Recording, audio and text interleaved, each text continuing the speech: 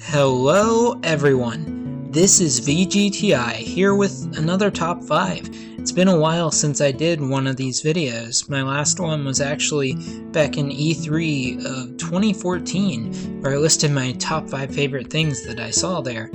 And I haven't done one since because I've just been too invested in the theories, but this year I want to do a top 5 games of the year list because I want to tell you guys what, in my personal opinion, were the best games of the year, and hopefully maybe it'll give you guys the encouragement to try one of these out if you haven't already.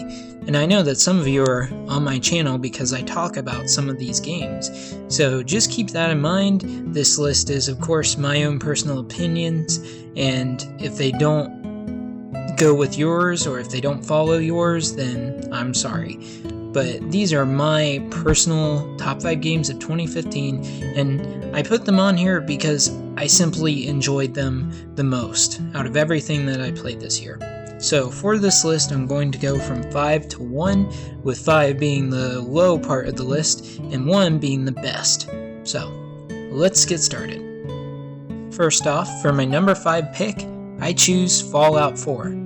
You guys have heard a lot about Fallout 4, whether you play it or not. It got so much coverage because it's a huge deal for a lot of people. It's been a long time since Fallout 3, and everybody was eagerly awaiting Bethesda's next entry into the franchise. And now that it's here, it has its fair share of lovers and its fair share of haters, people who find somewhat valid criticisms with the game, and sometimes people who just bash it for no reason. And what it comes down to, in my opinion, is that Fallout 4 is very fun. I enjoyed it a lot. Yes, it has issues. Every game on this list almost has issues, and I will list them, but that doesn't mean that it wasn't good. It was fantastic. It's amazing. I'm still playing it. I'm so addicted, and I really love this game. Love it or hate it, I think Fallout 4 is a fantastic game that really changes up the formula that Fallout 3 presented. While the game is like Fallout 3 in a lot of ways, it's really revamped and smoothed out the gameplay to be a lot more enjoyable, even though it still has quite a few bugs, which thankfully are being patched, some that were game-breaking. But no matter, the gameplay is a lot better, and you have this whole entire huge new world to explore, and Boston was a great choice for that. I'm really enjoying it, and that's why I gave it my number 5 spot. Some may have expected this to be higher on my list initially, but the only reason that it's not higher on my list is because these next 4 games I enjoyed even more. Number 4 goes to Soma. Soma is the latest game from developers Frictional Games, the ones who made Amnesia: The Dark Descent, who you may have seen many very famous YouTubers play. It's a super popular horror game, and Soma doesn't have as much attention, at least not yet. It's on consoles too, so definitely give it a try if you can't play it on PC or whichever platform you prefer.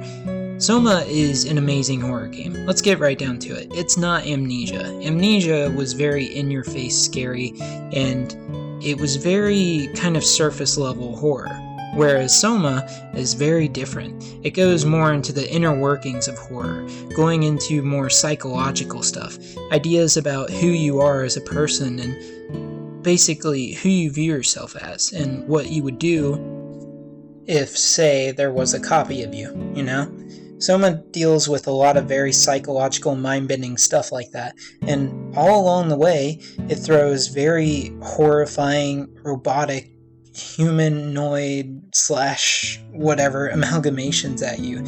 It's very scary, very unnerving, and it's great. It's only $15, so if you haven't tried this game out yet, definitely do so.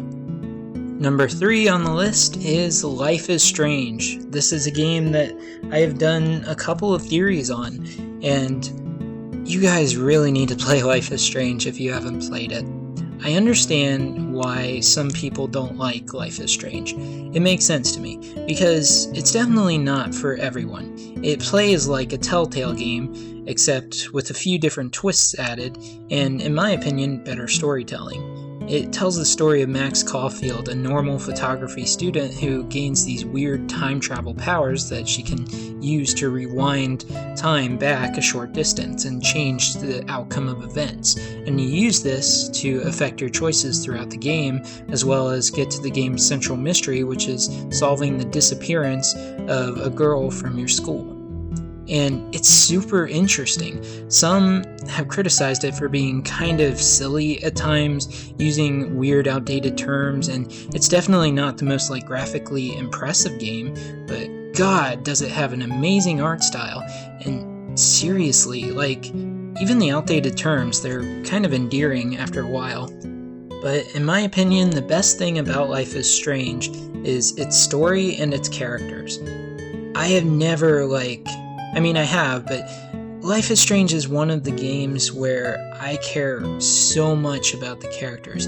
It gets me so invested into them because they're all so natural. They feel like actual people because they're so well written. And while this isn't the case for all of them, it's the case for a good majority of the main characters. I cried a few times during those last few episodes just because it hits you so hard with so much crazy stuff and you get so invested. And in my opinion, that's what makes Life is Strange great. It tells a great story and it really hooks you in.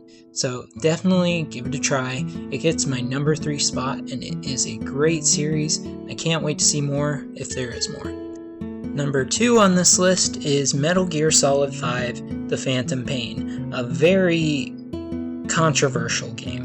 I did one theory on it, and that theory ended up being proven wrong, so there was that, but it was an amazing game, and that's just the thing. It was super controversial. And the thing about Metal Gear Solid 5 is that it has a lot of problems.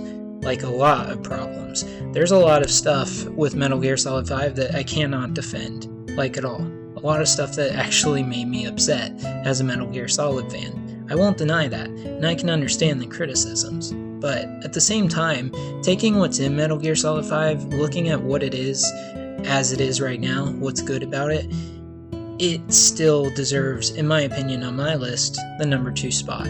Because even though it upset me as a Metal Gear Solid fan, it also really made me happy as a Metal Gear Solid fan. Not just with its amazing open world stealth gameplay, which is the best in the series in my opinion, but also just its well done story. The writing is hit or miss in a few places, and they made some weird decisions, but all in all, even with the missing ending that wasn't in the game, I do think that the ending that is in the game does tie up the series very nicely.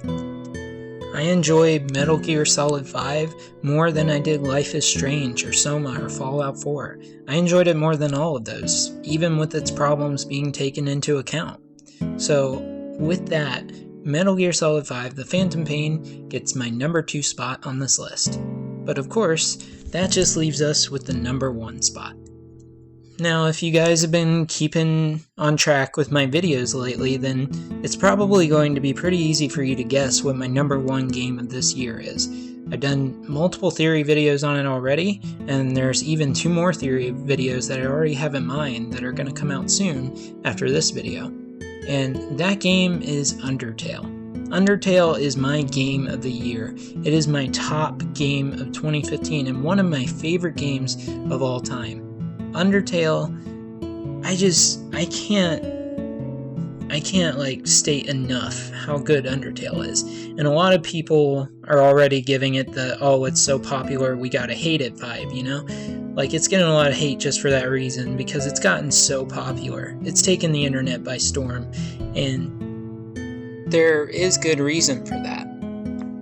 If you say that Undertale doesn't deserve Game of the Year, that's fine, you know? You're entitled to your opinion. But let me just tell you, what kind of game it is, because I've never played anything like Undertale, and I said this in my game review for it. I've never played a video game like Undertale. Undertale is entirely unique, and I can say that safely. Yes, it's an RPG, and it does some things that other RPGs have done before, but most of it is just so unique in how it's done. And, combine that with the combat system, the way the morality works, the way the puzzles work, the characters, everything just meshes together into one huge, unique experience that made me feel something, like more than any other game I played in a long time.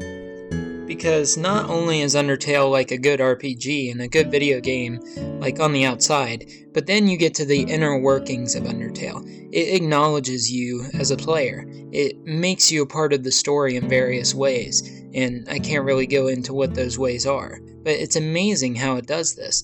It seamlessly combines you as a player with the narrative of the game and what happens in the game. And the way it does this with the combat and deciding whether to spare everything or kill everything, and how drastically it changes the story of the game, just allows for complete repetition, repeat playthroughs to see what changes, what's different, if you have the guts to do some of those playthroughs, you know, because like the kill everything playthrough, which is called the genocide playthrough, for those of you who don't know, I didn't even have the guts to do it because I played through the neutral and pacifist routes first because, you know, that's kind of the normal thing to do, and I didn't want to kill everything. But like after you do that, you become so attached to the characters, like so attached, and you just feel horrible if you have to go back and do genocide. I'm sure that's not the case for everyone, of course, but it's just amazing how Undertale really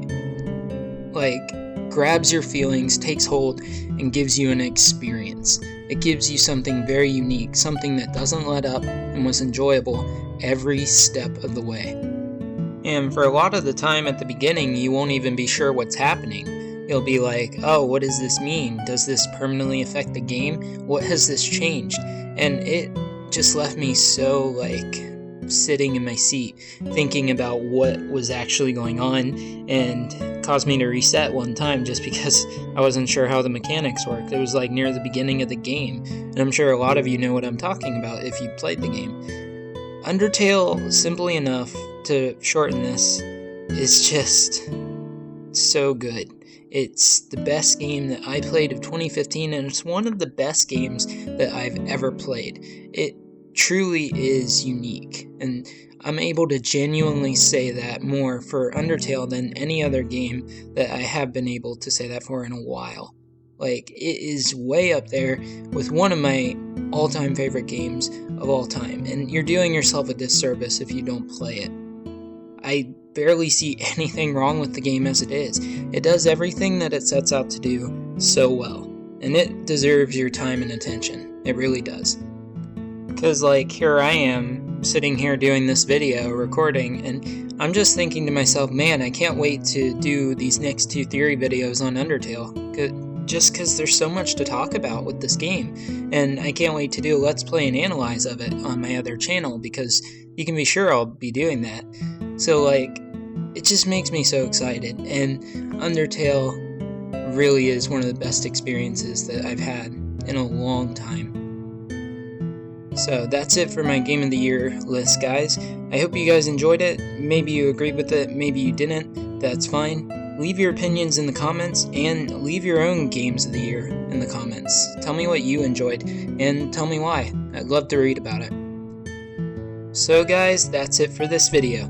If you liked the video, then please like the video or go about your business, and if you like my channel, video games, video game theories, whatever the case, please subscribe. I'd love to have you on the channel, and I appreciate every view that you guys give me. It really means a lot to me, and I also really appreciate your thoughts.